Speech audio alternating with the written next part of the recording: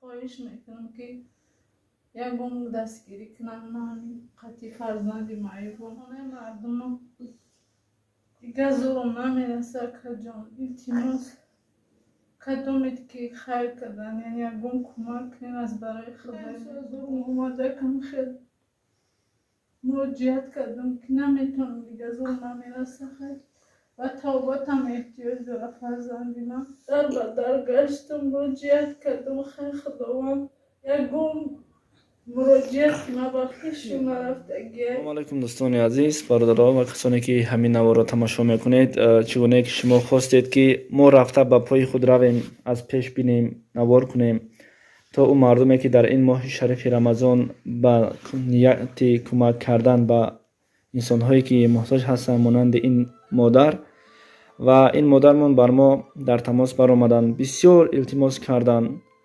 و ما حالا در مسکو بودیم، در فدراسیون روسیه بودیم. آمدیم نه امروز که خداوند نصیب روزی گردانده بوده است، آمدیم همین نواری که شما دیدستین از پیش نوار کردیم تا که همون مردمی که به خاطر خیر کردن در این ماه شریف رمضان و آنها فقط و دلیل یعنی که دکزاتل سوالازیم است، آمدیم. خودی من هستم نوار کرده شدم، مقصد هیچ کسی دیگر نیست. چی نام داره اپا جانی؟ فیروز جانی 12 ساله.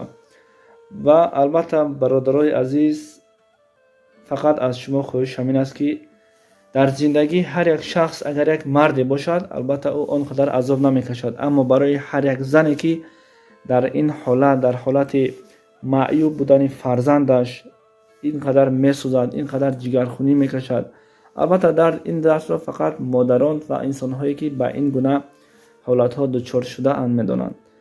خوب آمدیم نوار کردیم. چقدر میتونید 1 سومون 10 سومون چقدر از شما باشد، مرحمت از برای الله میتونید که خیر کنین. یگان جای فند و فریبش، یگان جای دروغش نیست. خوب مادر جان شما چی گفتنی دارین؟ سلام علیکم با همه بنده مسلمانی که در این دنیا هستند، با غریبا و خیر بنده خداوند، دوستای خداوند، خواهش میکنم که یکم دستگیری کنم من قطعی فرزندی معیبم آسوده زندگی کنم، یکم دستگیری کنم که من بودم یک دو تا باید برم خیلی مشکل شده، 12 ساله شده دیگر خوچ بزکنشم خیم شده در خانه مردم دیگه زورم نمیرسه که جان التماس کدومید که خیر کردن یعنی یکم کمک کنین از برای خدای مهربان. خداوند همتون برکت بده. خدای مهربان مشکل بسر یکم تشمونه الله مهربان کسی به ما کمک میکنه. خداوند مهربان در جنت برای او شده کنه. این سال زورم اومده کم خیلی مراجعت کردم که نمیتونم دیگه زورم نمیرسه خیلی و توبتم احتیاج داره فرزندی من.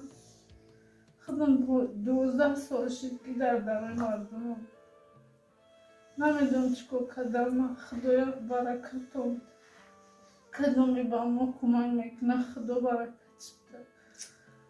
الله مهربان.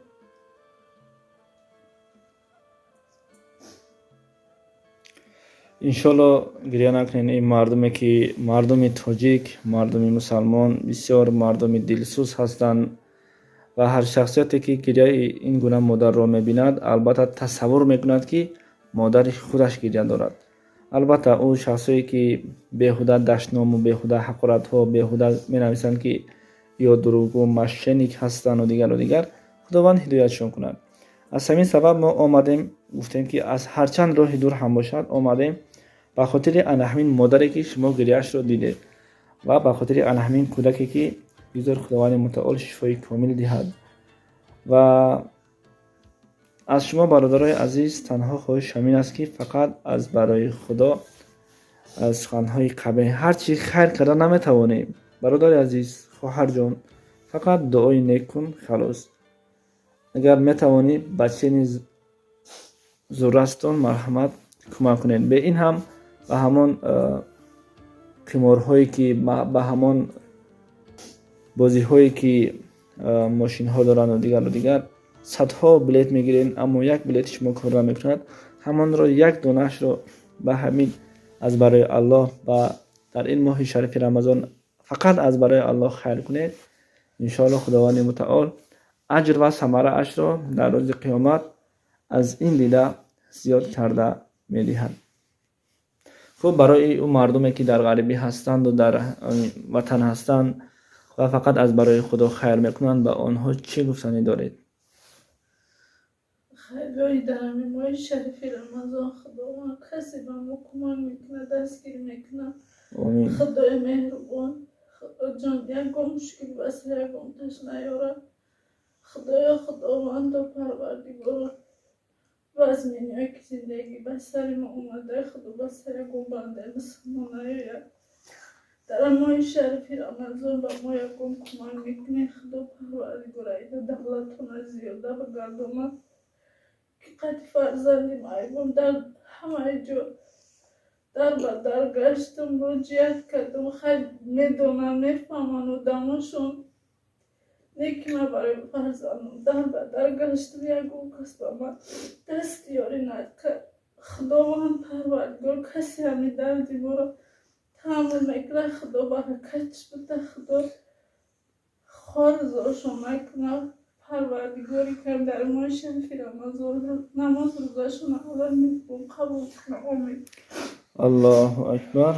خب دوستان عزیز، در همین رقم‌های تلفنی این افهمان هست. واتساپ واسط میتونید که با طریق واتساپ زنگ زنید و از حالش باخبر شوید و کارتایی که شما در اینجا دیده استید و کارتای نف است. البته به هر سامانی که جمع میشود ما تنگه و تنگه به شما معلومات میدهیم، به خاطر اونه که برای ما حق این اپامان لازم نیست، فقط بر حق برای ما دعا کنند و خلاص. فقط از شما خواهش همین است که هر کاری میکنید فقط از برای خدا کنید. خداوند از همه شما راضی باشد و بر همه شما سلامتی خواهان هستم.